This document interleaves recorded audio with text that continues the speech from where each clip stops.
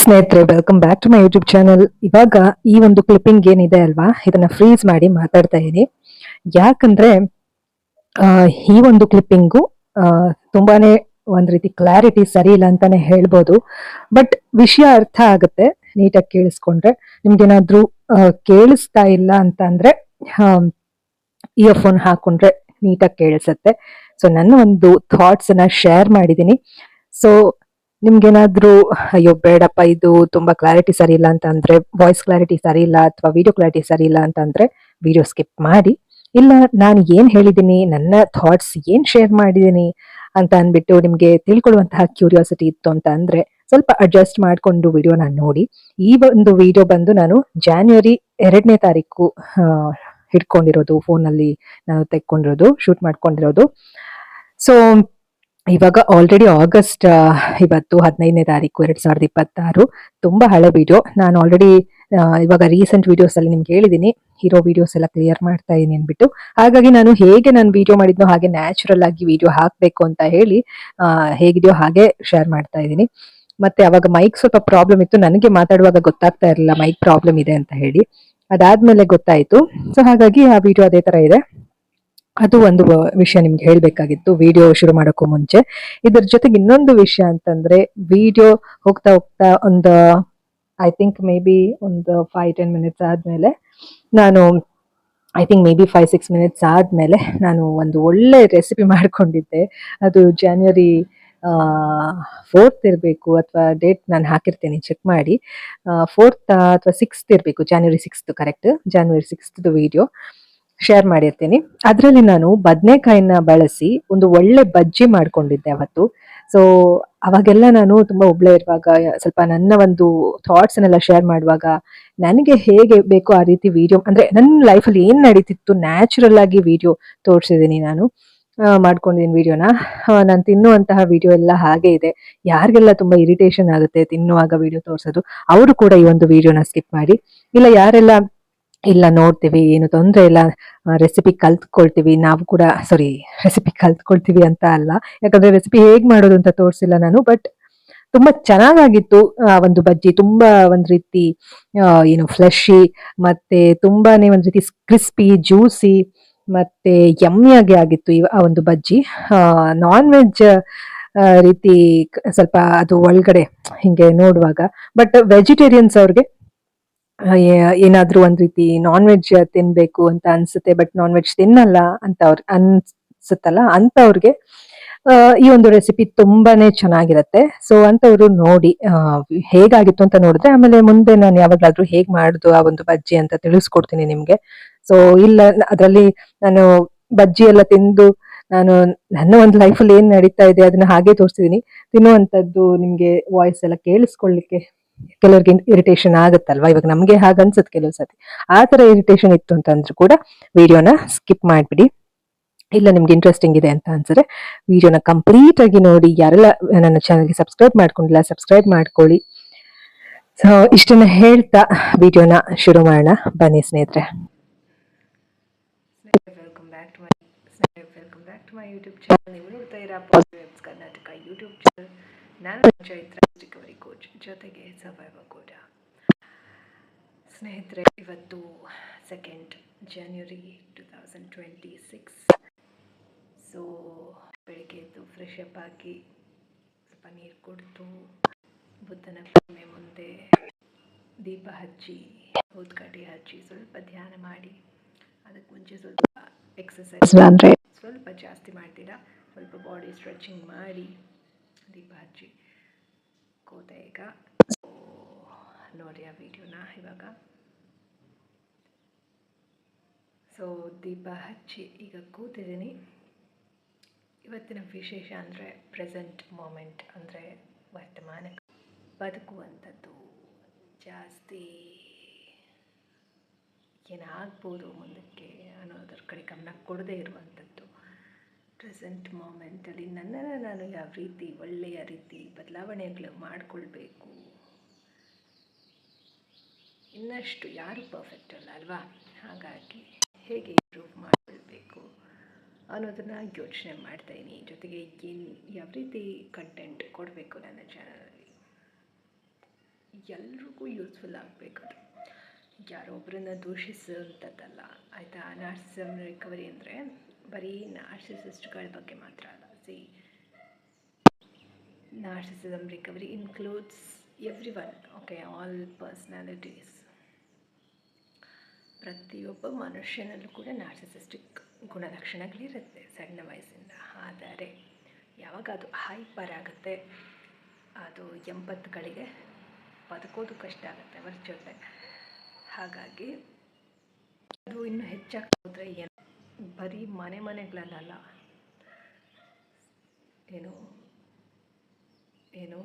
State, city, ದೇಶಗಳ ನಡುವೆ ಜಗಳ, ಇದೆಲ್ಲವೂ ಶುರುವಾಗೋದೇ ಮನೆಯ ವಾತಾವರಣಗಳು, ಅಲ್ಲಿ ಸೃಷ್ಟಿಯಾಗುವ ಒಂದು ವ್ಯಕ್ತಿತ್ವಗಳು, ಅದರಿಂದ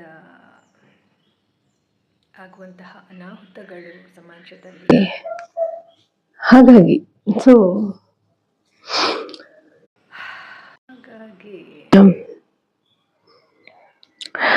ಇಟ್ ಇನ್ಕ್ಲೂಡ್ಸ್ ಎವ್ರಿ ಪರ್ಸನಾಲಿಟಿ. ಓಕೆನಾ, ಅದು ಡಿಸಾರ್ಡರ್ ಅಂದ್ಕೊಂಡ್ರೆ ಇವ್ರಿಗೆ ಪರ್ಸನಾಲಿಟಿನೇ ಈ ಥರ ಇದೆ, ಏನು ಮಾಡಿದ್ರು ಸಹಿಸ್ಕೊಳ್ಬೇಕು ಅನ್ನೋ ಥರ ಇದ್ರೆ ಮೂರ್ಖರಾಗ್ತೀವಿ. ಸಮಾಜದಲ್ಲಿ ನೋಡ್ತಿದ್ದೀರಿ ಅಲ್ವಾ, ಬೇರೆ ದೇಶದಲ್ಲೆಲ್ಲ ರೋಡಲ್ಲೇನೆ ಯಾವ ರೀತಿ ಇಲ್ಲೂ ಆಗ್ತಾ ಇದೆ ಅಲ್ವಾ. ಒಂದು ಮನುಷ್ಯನನ್ನ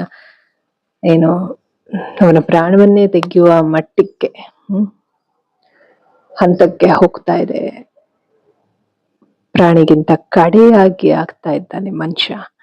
ಸೊ ಹಾಗಾಗಿ ಇದೆಲ್ಲವೂ ಕೂಡ ಶುರು ಆಗೋದು ಮೈಂಡ್ ಥಾಟ್ಸ್ ಯಾವ ರೀತಿ ಪ್ರೋಗ್ರಾಮಿಂಗ್ ಆಗಿರುತ್ತೆ. ಸಣ್ಣ ಮಗು ಇರುವಾಗ ಯಾವ ರೀತಿ ಪ್ರೋಗ್ರಾಮ್ ಮಾಡುತ್ತಾರೆ ಮೈಂಡನ್ನ, ಅವರಿಗೆ ಬೇಕಾದ ರೀತಿಯಲ್ಲಿ ಪ್ರೋಗ್ರಾಮಿಂಗ್ ಮಾಡ್ತಾರೆ. ಸೊ ನಮ್ಮ ತನವನ್ನೇ ಕಳ್ಕೊಂಡು ಬದುಕುವ ಪರಿಸ್ಥಿತಿ ನಿರ್ಮಾಣವಾಗಿ ಬಿಡುತ್ತೆ. ಹಾಗಾಗಿ it's very important to look within us. Self introspection is very very important. ಸಣ್ಣ ಪುಟ್ಟ ಬದಲಾವಣೆಗಳು ನಮ್ಮನ್ನ ನಾವು ಯಾವ ರೀತಿ ಬದಲಾಯಿಸ್ಕೊಳ್ಬಹುದು, ನಾವು ಸಾಮಾನ್ಯ ಯಾವ ರೀತಿ ನಮ್ಮನ್ನು ನಾವು ಇಂಪ್ರೂವ್ ಮಾಡ್ಕೊಳ್ಬೋದು, ಮೈಂಡ್ ಬಾಡಿ ಸೋಲ್ ಯಾವ ರೀತಿ ಸಮತೋಲನದಲ್ಲಿ ತಗೊಂಡು ಅನ್ನೋದ್ರ ಕಡೆ ವಿಚಾರ ಮಾಡ್ಬೇಕಾಗತ್ತೆ. ಇದಿಷ್ಟು ಇವತ್ತು. ಈಗ ಥಾಟ್ಸ್ ಬರ್ತಾರೆ, ನೋಡೋಣ ಏನಾಗುತ್ತೆ ಅಂತ. ನನಗೆ ಗೊತ್ತಿಲ್ಲ ನಾನು ಏನ್ ಮಾಡ್ತೀನಿ ನೆಕ್ಸ್ಟ್ ಅಂತ, ನನಗೆ ಗೊತ್ತಿಲ್ಲ. ಒಳ್ಳೆ ಕೆಲಸಗಳನ್ನ ಮಾಡ್ತಾ ಹೋಗುದು ಅಷ್ಟೇ ನನ್ನ ಒಂದು ತಲೆಯಲ್ಲಿ ಇರುವುದು. Yes, keep going, keep trusting the process. ಓಕೆನಾ? Love you.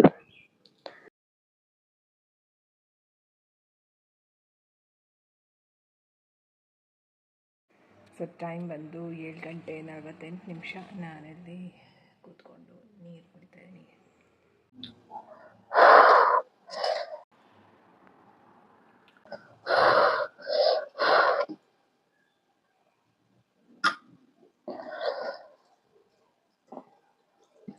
ನೀನು ಯೋಚನೆ ಮಾಡ್ತೀನಿ ಅಂತ ಹೇಳ್ತೀನಿ ನಿಮ್ಗೆ.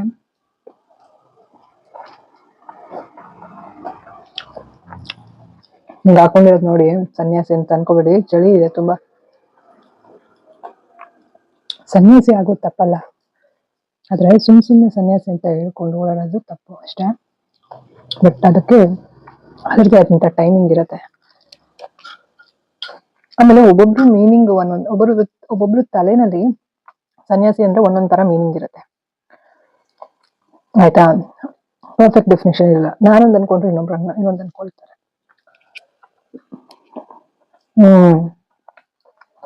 ಅದ್ಭುತವಾಗಿದೆ.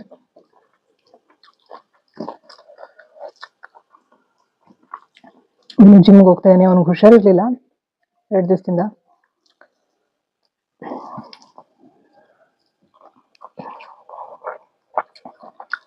ಮೊನ್ನೆ ರಾತ್ರಿ 31ನೇ ತಾರೀಕು ನೈಟು ಸ್ವಲ್ಪ ಜ್ವರ ಅಂತಿದ್ದ, ಇನ್ನೇನು ಇಲ್ಲ, ಸ್ವಲ್ಪ ಕೆಮ್ಮು ಅಂತ.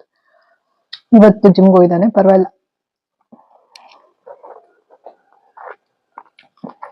ಖುಷಿ ಆಗುತ್ತೆ. ಜಿಮ್ಗೆ ಹೋಗ್ತಿದ್ದಾನೆ ಇವಾಗ. ನಿಮಗೋಸ್ಕರ ಹೋಗ್ತಾ ಇದ್ದೀನಿ ಅಂತ ಹೇಳ್ದ, ಒಳ್ಳೇದಾಯ್ತು, ಖುಷಿ ಆಯ್ತು ಅಂದೆ. ಹೋಗ್ಬಿಡ್ಬೇಡ ಅಂತ ಅಂದೆ. ನಾನು ಹೇಳೋದು ಎಷ್ಟೇ ಸ್ನೇಹಿತರೆ, ನಾನ್ ಪ್ರೀತಿಸೋರೆಲ್ರು ಆರೋಗ್ಯವಾಗಿರ್ಬೇಕು. ನಾನು ಅಮ್ಮಂಗೂ ಯಾವಾಗ್ಲೂ ಹೇಳ್ತಾ ಇದ್ದೆ, ನೀವು ಮಾತ್ರೆ ತಗೊಳ್ಳೋದು ನಿಲ್ಬೇಕು. ನಾನು ಹೇಳೋದು ಆ ಥರ ಮಾಡಿ. ನನ್ನ ತಮ್ಮಂಗೂ ಅಷ್ಟೇ ಅಂದ್ರೆ ಫಿಟ್ನೆಸ್ ಮೇಂಟೈನ್ ಮಾಡಬೇಕು ಅಂತ ಒಂದು ಸ್ಫೂರ್ತಿ ಫೀಲ್ ಮಾಡ್ತೀನಿ. ಬಟ್ ಅವು ಇರೋ ಬ್ಯುಸಿಗೆ ಮಾತಿಲ್ಲ ಏನಿಲ್ಲ ಕತೆ ನಮ್ಗಳ್ದು. ಸುಮ್ಮನಿರೋಣ, ಸೈಲೆಂಟ್ ಆಗಿದ್ರೆ ಎಲ್ಲವೂ ಒಳ್ಳೇದಾಗುತ್ತೆ.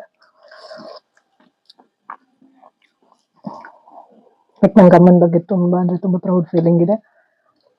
ಒಂದೊಂದು ಅವೇಕ್ನಿಂಗ್ ಆಗ್ತಾ ಆಗ್ತಾ ಏನಕ್ಕೆ ಈ ತರ ನಮ್ಮ ಲೈಫು, ಅಮ್ಮನ ಲೈಫ್ ಯಾಕೆ ಈ ತರ ಆಗೋದು ಗೊತ್ತಾಗ್ತಾ ನಂಗೆ ಅಮ್ಮನ ಬಗ್ಗೆ ತುಂಬಾ ಹೆಮ್ಮೆ ಆಗುತ್ತೆ. ಅವ್ರು ಕಷ್ಟಪಟ್ಟಿರೋ ರೀತಿ, ನಮ್ಮನ್ನು ಬೆಳೆಸಿರೋದು.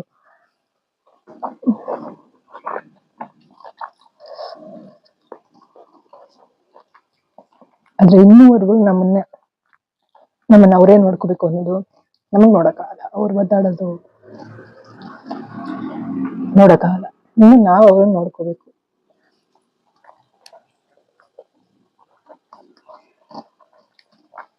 ಅದು ನನ್ನ ವಿಚಾರ. ತುಂಬಾ ಚೆನ್ನಾಗಿದೆ. ಮೆಂತ್ಯ ಬಾತ್ ಅದ್ಭುತವಾಗಿದೆ. ಈಸಿ, ಸಿಂಪಲ್ ಆಗಿ ಮಾಡಿದೀನಿ. ಯಾವಾಗಲಾದ್ರೂ ತೋರಿಸ್ಕೊಡ್ತೇನೆ ಇನ್ನೊಂದ್ಸತಿ.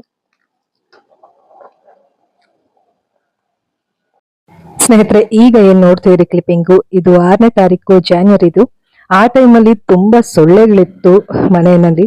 ಹಾಗಾಗಿ ನಾನು ಈ ರೀತಿ ಏನು ಒಂದು ಹಣತೆಗೆ ಸ್ವಲ್ಪ ಅರಿಶಿನ, ಸ್ವಲ್ಪ ಲವಂಗ, ಮತ್ತೆ ಸ್ವಲ್ಪ ಇದು ಏನದು ಕರ್ಪೂರ ಹಾಕಿ ಒಂದು ಬೆಂಕಿ ಕಟ್ಟಿ ಉಪಯೋಗಿಸಿ ಗೀರಿ ಈ ರೀತಿ ಹಚ್ಚಿ ಇಟ್ಟಿದ್ದೆ. ಸೊ ತುಂಬಾನೇ ಎಫೆಕ್ಟಿವ್ ಇರುತ್ತೆ. ನೀವು ಕೂಡ ಸೊಳ್ಳೆ ಬಂದ್ರೆ ಮನೆಯಲ್ಲಿ, ಅಂದ್ರೆ ಚಳಿಗಾಲದಲ್ಲಿ ಅಥವಾ ಮಳೆಗಾಲದಲ್ಲಿ ಇರುತ್ತಲ್ವಾ, ಮಳೆಗಾಲದಲ್ಲಿ ಅಷ್ಟು ಇರೋದಿಲ್ಲ, ಚಳಿಗಾಲದಲ್ಲಿ ಸ್ವಲ್ಪ ಸೊಳ್ಳೆ ಜಾಸ್ತಿ ಅಲ್ವಾ. ಮಳೆಗಾಲದಲ್ಲೂ ಇರುತ್ತೆ, ಬಟ್ ಒಂದೊಂದು ಕಡೆ ಒಂದೊಂದು ರೀತಿ ಅಲ್ವಾ. ಇಲ್ಲಿ ಉಡುಪಿನಲ್ಲಿ ನನಗೆ ಮಳೆಗಾಲದಲ್ಲಿ ಏನಷ್ಟು ಸೊಳ್ಳೆ ಕಾಣಿಸಿಲ್ಲ. ಅಂದ್ರೆ ನಾವು ಇಲ್ಲಿ ಸ್ವಲ್ಪ ಕಿಟಕಿ ಎಲ್ಲ ಹಾಕ್ಬಿಟ್ಟಿರ್ತೇವೆ, ಮೆಶ್ ಇರುತ್ತೆ. ಈ ಚಳಿಗಾಲದಲ್ಲಿ ಏನೇ ಮೆಶ್ ಇದ್ರು ಏನೇ ಇದ್ರು ಸ್ವಲ್ಪ ಸಣ್ಣ ಸಣ್ಣ ನುಸಿಗಳು, ಸೊಳ್ಳೆಗಳು ಜಾಸ್ತಿ ಇರುತ್ತೆ. ಸೊ ಅಂತ ಟೈಮಲ್ಲಿ ನಾವು ಈ ಜಿರಳೆಗಳು ಮತ್ತೆ ಬೇರೆ ಬೇರೆ ಕ್ರಿಮಿಕೀಟಗಳು ಇದ್ರೆ ಆ ರೀತಿ ಮಾಡಿಕೊಂಡು ಒಂದು ಮನೆಯಲ್ಲೇ ನಾವು ಒಂದು ಈ ರೀತಿ ಮನೆಯಲ್ಲಿ ಸಿಗುವಂತ ಪದಾರ್ಥಗಳನ್ನ ಉಪಯೋಗಿಸಿ ಇದಕ್ಕೆ ಒಂದು ರೆಮಿಡಿ ಕಂಡಿಡ್ಕೊಂಡು ಮಾಡಿದ್ರೆ ಸೊಳ್ಳೆಗಳು ಕಮ್ಮಿ ಆಗುತ್ತೆ. ಜನವರಿ 7th ಅನ್ಸುತ್ತೆ ಇವತ್ತು. 6th ಒಂದಿನ ಮುಂಚೆ ಇದ್ದೀನಿ, ಐ ಮೀನ್ ಫಾಸ್ಟ್ ಇದ್ದೀನಿ. ಸೊ ಇಲ್ಲಿ ಹಣ್ಣು ತಿಂತೀನಿ. ಜನವರಿ 6th ಹೆಚ್ಕೊಂಡಿದ್ದೀನಿ, ಹಸುವಾಗ್ತಾ ಇದೆ. ಫಸ್ಟ್ ಇದು ತಿಂತೀನಿ ಇವಾಗ. ಸೊ ಜನವರಿ 6ನೇ ತಾರೀಕು ಬೆಳಿಗ್ಗೆ, ಟೈಮು 9 ಗಂಟೆ 29 ನಿಮಿಷ. ಇಲ್ಲಿ ನಾನು ಬಾಯ್ಲ್ಡ್ ರೈಸು, ಅನ್ನ ಸಾರು, ಬಾಯ್ಲ್ಡ್ ರೈಸು ಸಾರು, ಕಾಳು, ಸ್ವಲ್ಪ ಉಪ್ಪಿನಕಾಯಿ ತಿಂತಾಯಿದ್ದೀನಿ.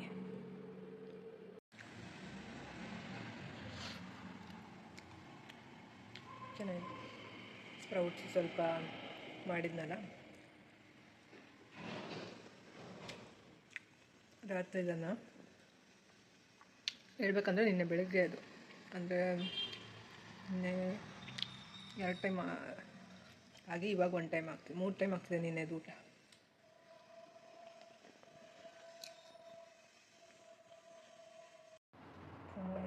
ಒರೆಸಿ ಇಡುತ್ತಾ ಇದ್ದೀನಿ. ಹಾಕ್ತಾಯಿದ್ದೆ, ನಾನು ಇಷ್ಟ ಹಾಕಿ ಹಾಕ್ತಾಯಿದ್ದೆ.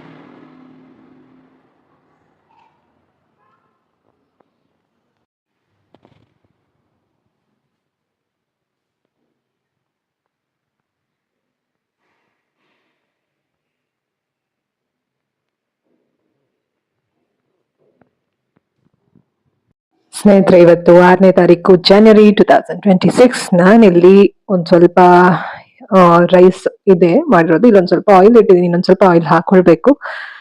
ಇಲ್ಲಿ ಕಡಲೆ ಹಿಟ್ಟು, ಸ್ವಲ್ಪ ಕಡಲೆ ಹಿಟ್ಟು, ಇಲ್ಲಿ ಬ್ರಿಂಜಾಲ್ ಇದೆ. ಸೊ ಇಲ್ಲಿ ನೋಡ್ತಿರ್ಬೋದು ನೀವು.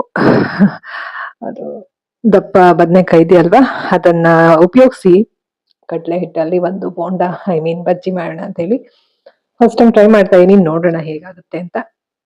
Let's try. ನೋಡಿ, ಸ್ವಲ್ಪ ದೊಡ್ಡ ಎಷ್ಟು ಬೇಕಾಗಲ್ಲ, ಒಂದು ಸ್ವಲ್ಪ ಉಪಯೋಗಿಸ್ತೀನಿ.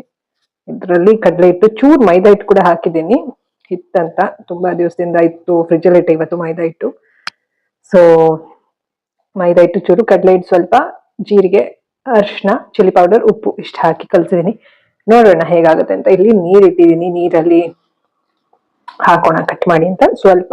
ನೋಡೋಣ ಯಾವ ಶೇಪ್. ರೌಂಡ್ ಆಗಿ ಮಾಡೋಣ ಅಂದ್ರೆ ತುಂಬಾ ದೊಡ್ಡದ ಇರತ್ತೆ. ನೋಡೋಣ ಯಾವ ತರ ಆಗುತ್ತೆ ಅಂತ. ಮಾಡಿದ್ಮೇಲೆ ತೋರಿಸ್ತೀನಿ. ಸ್ನೇಹಿತರೆ, ನಾನಿಲ್ಲಿ ಫಸ್ಟ್ ರೌಂಡ್ ಮಾಡೋಣ ಅಂತ ಅನ್ಕೊಳ್ತಾ ಇದ್ದೀನಿ. ಬಟ್ 2 ಹಾಕೋದಕ್ಕೆ ಕಷ್ಟ ಆಗುತ್ತೆ, ಒಂದೇ ಮಾಡ್ಬೇಕು. ನೋಡೋಣ, ಫಸ್ಟ್ ಒಂದೇ ಮಾಡ್ತೀನಿ.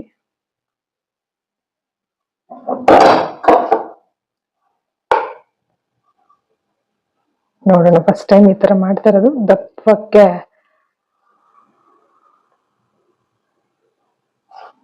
ಕಟ್ ಮಾಡಿದೀನಿ. ಒಂದೇ ಒಂದು ಹಾಕಿ ನೋಡ್ತೀನಿ ಹೇಗಾಗುತ್ತೆ ಅಂತ.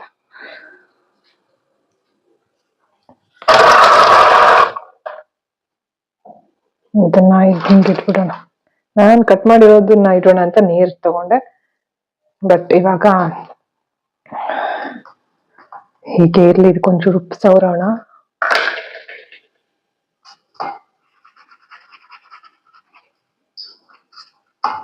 ಯಾಕಂದ್ರೆ ಇದು ಕರಿಯೋವರೆಗೂ ಮತ್ತೆ ಕಪ್ಪಗಾಗೆ ಆಗುತ್ತೆ.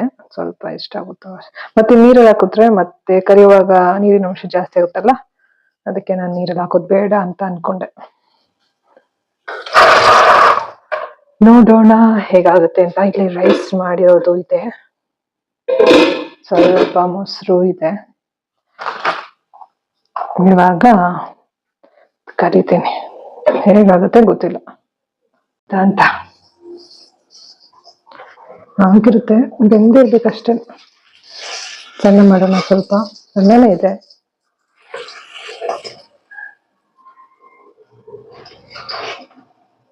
ಈಗ ಇದಕ್ಕೆ ಹಾಕೋಣ.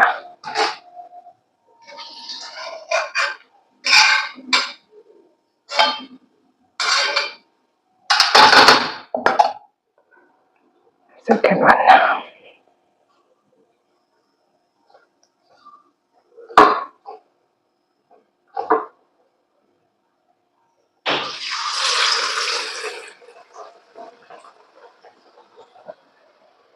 ಇದು ಕೂಡ ಹಾಕ್ಬಿಡ್ಬೋದು.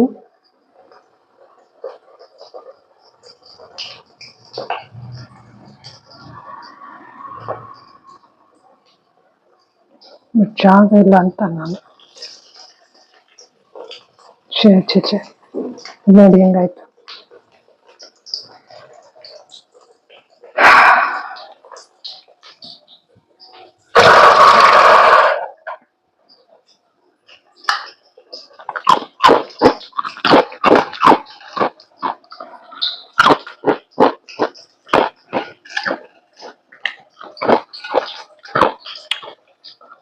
ಬಿಸಿ ಇರುತ್ತೆ, ಅದು ಆ ಕಡೆ ನೋಡಿ ಹಿಟ್ಟು ಬಿಟ್ಕೊಂಡ್ ಬಿಡ್ತದೆ. ಹಾಕ್ಬಾರ್ದಾಯ್ತು ನನ್ ಇನ್ನೊಂದು. ಏನ್ ಮಾಡೋದು, ಹಾಕ್ಬಿಟ್ಟೆ.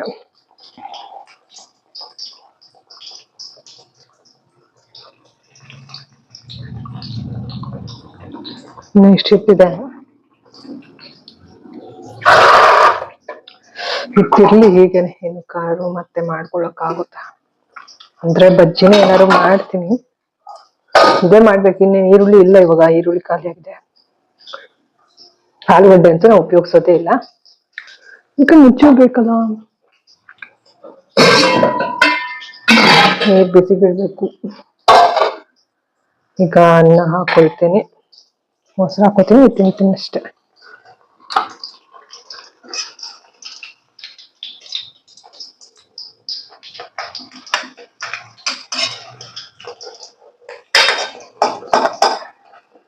ಹೆಂಗೋ ಆಯ್ತು,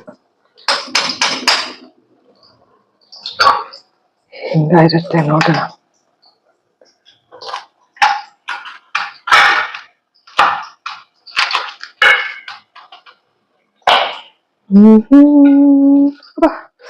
ಬಿಸಿ ಬಿಸಿ ಇರುತ್ತೆ ಸಖತ್. ಪಾಯಸಿಟ್ಕೊಳ್ಳೋದು ಬೇಡ, ಇನ್ನೊಂಚೂರು ಇದಾಗ್ಲಿ. ಅದು ಬದ್ನೇಕಾಯಿ ಅಲ್ವಾ, ಸ್ವಲ್ಪ ಆದ್ ನೋಡಿ, ತುಂಬಾ ಬಿಸಿ ಇರುತ್ತೆ.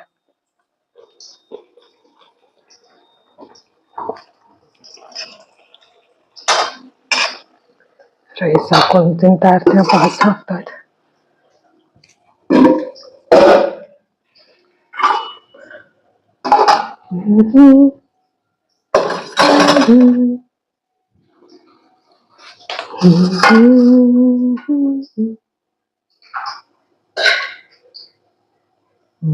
ಅದಕ್ಕೂ ಆಚೆ ಏನಾದ್ರು ತಿನ್ನೋಣ ಅನ್ಸುತ್ತೆ. ಎಷ್ಟೊತ್ತವರೆಗೂ ನೋಡ್ತಾ ಇದ್ದೆ ಸುಮ್ನೆ, ಮತ್ತೆ ಯಾಕೆ ದುಡ್ಡು ವೇಸ್ಟ್ ಮಾಡೋದು, ಇರೋದ್ರಲ್ಲಿ ಮೇಂಟೈನ್ ಮಾಡೋಣ ಅಂತ.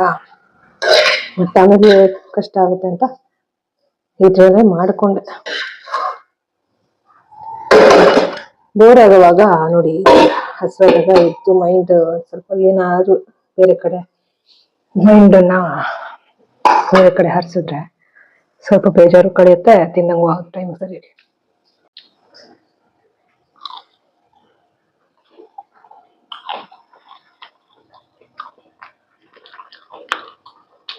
Not bad. ಉಪ್ಪು ಕಮ್ಮಿ ಇದೆ, ಬಟ್ ಬಂದಿದೆ. It's good. ಒಂದ್ ಕಡೆ ಫ್ಲೆಶಿ ಐಟಮ್ ಅಂದ್ರೆ ನಾನ್ ವೆಜ್ ಅಲ್ಲ, ಬದನೆಕಾಯಿ ಜೊತೆಗೆ ಸೈಡ್ ಕ್ರಿಸ್ಪಿ.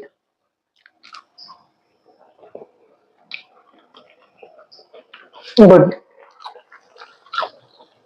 ಒಂಚೂರು ಉಪ್ಪು ಹಾಕ್ಬೇಕಾಯ್ತು. ಓಕೆ,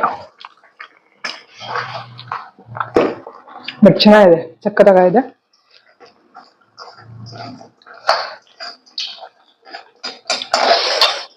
ಫಸ್ಟ್ ಟೈಮ್ ಟ್ರೈ ಮಾಡಿದ್ದು. ಒಂಚೂರು ಉಪ್ಪಿದ್ರೆ ಚೆನ್ನಾಗದು.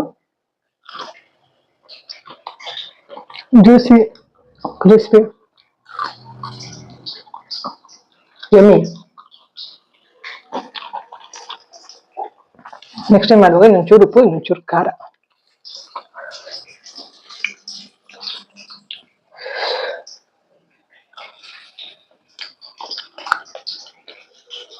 ಮಾಡ್ತೀನಿ. ಇದಕ್ಕೆ ಒಂಚೂರು ಉಪ್ಪು ಉದುರಿಸ್ಕೊಂಡ್ಬಿಡೋದು, ಸೈಡಲ್ಲಿ ಇಟ್ಕೊಂಡಿರ್ತೀನಿ. ಒಂಚೂರು ಬೇಕಂದ್ರೆ ಹಾಕೊಳ್ಳೋದು ಅಷ್ಟೇ.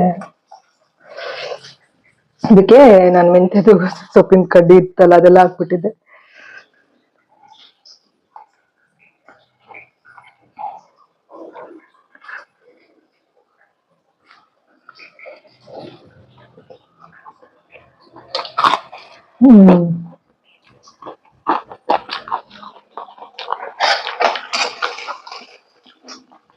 ಸಾಕು ಅನ್ಸುತ್ತೆ, ಆಫ್ ಮಾಡ್ತೀನಿ. ಇದೆನಾ ಒಂಚೂರು ಇಟ್ಕೊಳ್ಳೋಣ.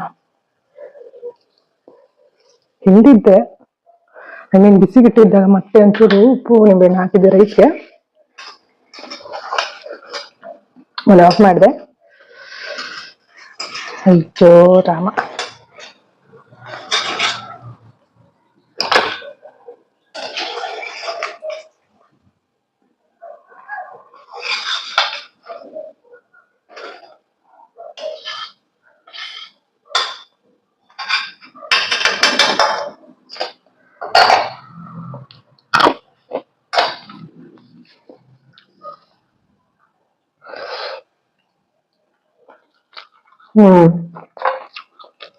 It's good.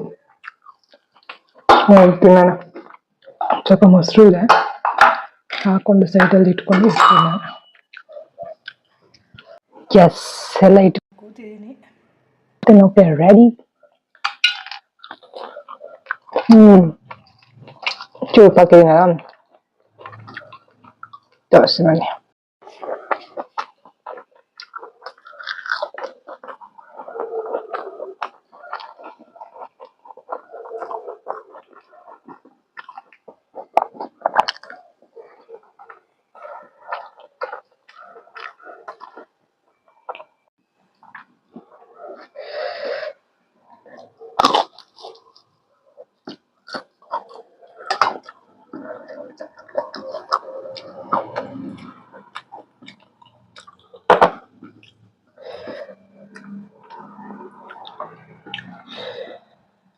ಅವಾಗಲೇ ತೋರಿಸ್ತಿದ್ದು, ಬರಲಿಲ್ಲ ವಿಡಿಯೋ.